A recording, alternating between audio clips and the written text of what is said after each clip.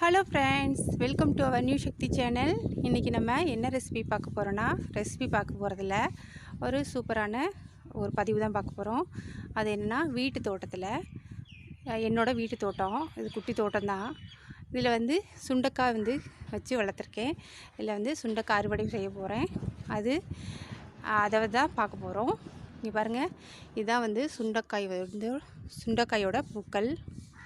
இப்படி நட்சத்திரம் மாதிரி இருக்குது பாருங்கள், அவ்வளோ சூப்பராக ஒயிட் கலரில், நடுவில் எல்லோ கலரில் ஒரு முக்கு மாதிரி வந்திருக்கு. இதான் சுண்டைக்காய் செடி, கத்திரிக்காய் இலை போல் இருக்கும். இது சுண்டைக்காய் பூவு, இது சுண்டைக்காய். இங்கே பாருங்கள், கடைகளில் சுண்டைக்காய் வத்தல் தான் கிடைக்கும். இது மாதிரி பச்சை காய்கள் வேணும்னா நீங்கள் வீட்டில் தான் வச்சு வளர்க்கணும். இதுக்கு அதிகமாக பராமரிப்புலாம் தேவையில்லை. ஒரு தடவை மட்டும் வச்சு வேர் பிடிக்கிற அளவுக்கு தண்ணி ஊற்றிட்டிங்கன்னா போதும். அதுக்கப்புறம் அது பாட்டு வளர்ந்துட்டு உங்களுக்கு காய் கொடுத்துக்கிட்டே இருக்கும். எனக்கு ஒரு மாதத்தில் ஒரு 20 நாள் 25 நாளைக்கு ஒரு தடவை எனக்கு எப்படியும் ஒரு 3/4 கிலோ 1 கிலோ காய் கிடச்சிரும். அப்புறம் எவ்வளோ காய் வந்திருக்கு, இதுதான் சுண்டைக்காய். எவ்வளோ காய் வந்திருக்கு பார்த்தீங்களா? நான் முன்னாடி 2-3 தடவை கட் பண்ணிட்டேன். சுண்டைக்காயெலாம் கட் பண்ணி ஒரு தடவை நம்ம வத்தக்குழம்பு வச்சோம்ல, அது இந்த சுண்டைக்காய் தான். பாருங்க எவ்வளோ சுண்டைக்காய் காய்ச்சிருக்கு. சுண்டைக்காய் செடி மாதிரி இல்லை, என்னது சுண்டைக்காய் மரமாக மாறிடுச்சு. பாருங்க எவ்வளோ காய் வச்சுருக்கு.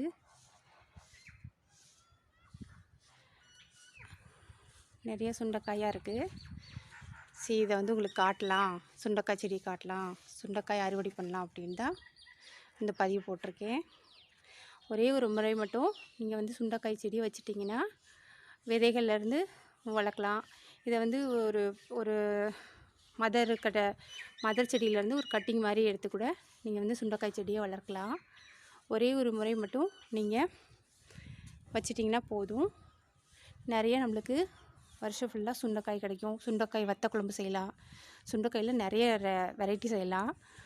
சட்னி, வத்த குழம்பு, சாம்பார், சுண்டைக்காய் வற்றல் கூட செஞ்சு நம்ம எக்ஸ்ட்ரா இருந்தால் உப்பு போட்டு மோரில் ஊற வச்சு சுண்டைக்காய் வத்தல் கூட செஞ்சோம்னா நம்ம வருஷம் ஃபுல்லாக கூட யூஸ் பண்ணிக்கலாம். இங்கே பாருங்கள் எவ்வளோ பெருசாக இருக்குது பார்த்தீங்களா சுண்டைக்காய்.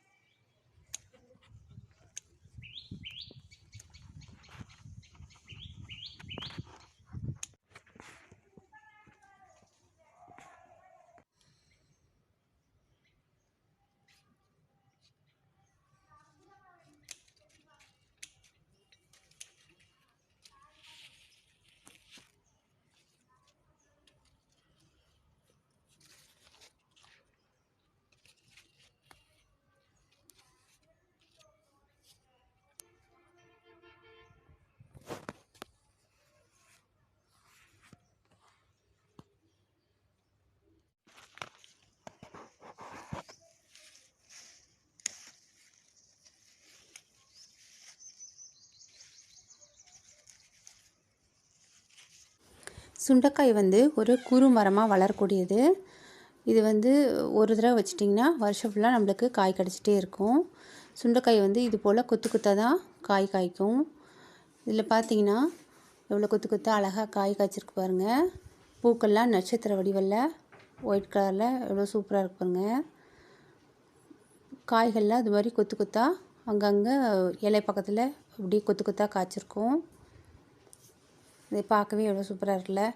நம்மளே நம்ம வீட்டில் ஒரு செடி வச்சு அதுலேருந்து ஒரு பூவோ இலையோ காயோ வரும்போது அதை நம்ம செஞ்சு சாப்பிடும்போது அவ்வளோ ஒரு சூப்பராக இருக்கும். ஏதோ பெரிய சாதனை படைச்ச மாதிரி இருக்கும். இதே போல் நீங்களும் உங்கள் வீட்டு தோட்டத்தில் இது போல் செடி வச்சு காய்கள் பயன்படுத்தலாம். வீடுகளில் இது போல் செடியோ ஒரு மரமோ வச்சு நம்ம பாதுகாத்து வளர்க்கும்போது அது ரொம்ப ரிலாக்ஸேஷனாக இருக்கும் மனசுக்கு. சுண்டைக்காய் செடியில் வந்து முட்கள் இருக்கும், அது கொஞ்சம் பார்த்து நீங்கள் பாருங்க. மற்றபடி எந்த மைனஸும் இல்லை. சுண்டைக்காய் செடியை வந்து அந்த காய் பார்த்திங்கன்னா பார்த்திங்களா உருண்டையாக இருக்குது, நல்லா முதிர்ச்சி அடைஞ்சு. ஆனால் ஊசி அளவுக்கு ஒரு ஓட்டை போட்டு அது புழுவா இல்லை வண்டான்னு தெரியல. அது வந்து அந்த காயவே சொத்தியாக்கிட்டோம். சுண்டைக்காய் செடியில் ஒரு 5-6 காய் 10 காய் இப்படி தான் இருக்கும். மற்ற எல்லா காயும் நல்லா தான் இருக்கும். முடிஞ்ச அளவுக்கு நீங்கள் முதிர்ச்சி ஆனோடனே அதை பறிச்சிருங்க. சுண்டைக்காய் வந்து போய் பறிச்சிட்டு வந்தோம். இப்போ பாருங்கள் எவ்வளோ சுண்டைக்காய். எப்போன்னு எனக்கு ஒரு 20 நாள் 25 நாளைக்கு ஒரு தடவை எனக்கு வந்து ஒரு 3/4 கிலோ டு 1 கிலோ வரைக்கும் சுண்டைக்காய் கிடைக்கும். இந்த தடவை ஒரு வீடியோ போடலாம் சுண்டைக்காய் பற்றி அப்படின்ட்டு நான் கொஞ்சம் பறிக்காமல் விட்டு வச்சுருந்தேன். இப்போ பாருங்கள் சுண்டைக்காய் பார்த்திங்கன்னா எவ்வளோ குண்டு குண்டாக இருக்குது, நல்லா விளைஞ்சிருக்கு. உங்களுக்கு காம்புகள் நீக்கிட்டு எவ்வளோ இருக்குதுன்னு காட்டுறேன், வெயிட் போட்டு காட்டுறேன்.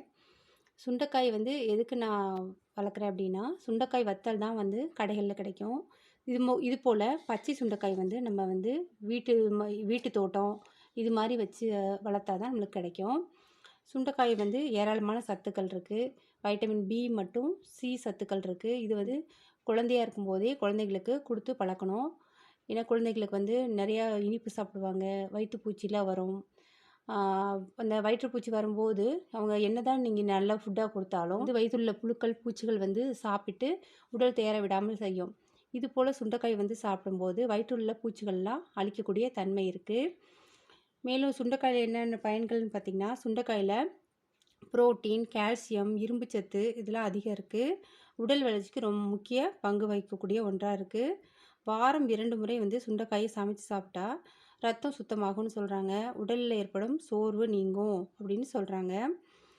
அப்புறம் வந்து சுண்டைக்காய் வந்து நுண்புழுவால் உண்டாகும் நோய்கள் தீரும், மலச்சிக்கலை போக்கி அஜீரண கோளாறுகளை போக்கக்கூடிய தன்மை இருக்குது. சுண்டைக்காய் வற்றலை வந்து பொடியாக்கி தண்ணீரில் கரைச்சி குடித்தா ஆசன வாய் அரிப்பு தீரும், கிருமிகள் மற்றும் மூலக்கிருமிகள் நீங்கும் அப்படின்னு சொல்கிறாங்க. குடலில் உள்ள அசடுகளை நீக்கும், வயிற்றில் உள்ள புழுக்களை நீக்கும், குடல் புண்களை ஆற்றும். அதனால் இந்த சுண்டைக்காய் வந்து அடிக்கடி சேர்த்துக்குங்க. சுவாசம் தொடர்பான நோய்களுக்கு அடிக்கடி சுண்டைக்காயை உணவில் சேர்த்துக்கொள்வது நல்லது அப்படின்னு சொல்கிறாங்க. வயிற்று புண்ணை ஆற்றக்கூடிய தன்மை இருக்குது.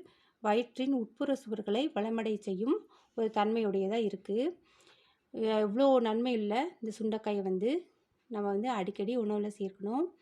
இந்த சுண்டைக்காய் வற்றலை வந்து நல்ல மோரில் போட்டு நல்லா உலர்த்தி காய வச்சு பொடியாக்கி அதை வந்து நம்ம அடிக்கடி உணவில் சேர்த்துட்டு வந்தோம் அப்படின்னா நீரிழிவு அப்படின்னு சொல்கிற சர்க்கரை வியாதி கூட குறையும், நீங்கும் அப்படிங்கிற மாதிரி சொல்கிறாங்க.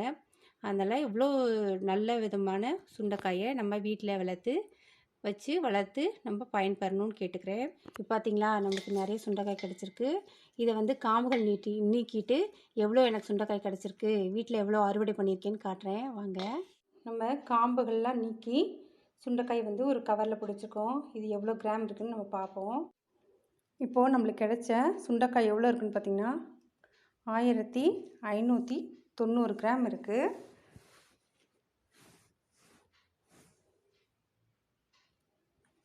பார்த்திங்களா எவ்வளோ சுண்டைக்காய்கள் இருக்குது. இதே போல் பதிவுகளுக்கு, சூப்பரான ரெசிபீஸ்க்கு, ஹெல்த்தியான ரெசிபீஸ்க்கு நம்ம நியூ சக்தி சேனலை லைக் பண்ணுங்கள், கமெண்ட் பண்ணுங்கள், ஷேர் பண்ணுங்கள், மறக்காமல் சப்ஸ்கிரைப் பண்ணுங்கள். பக்கத்தில் இருக்க பெல் பட்டனையும் அழுத்தி விடுங்க. தேங்க்யூ ஃபார் வாட்சிங்.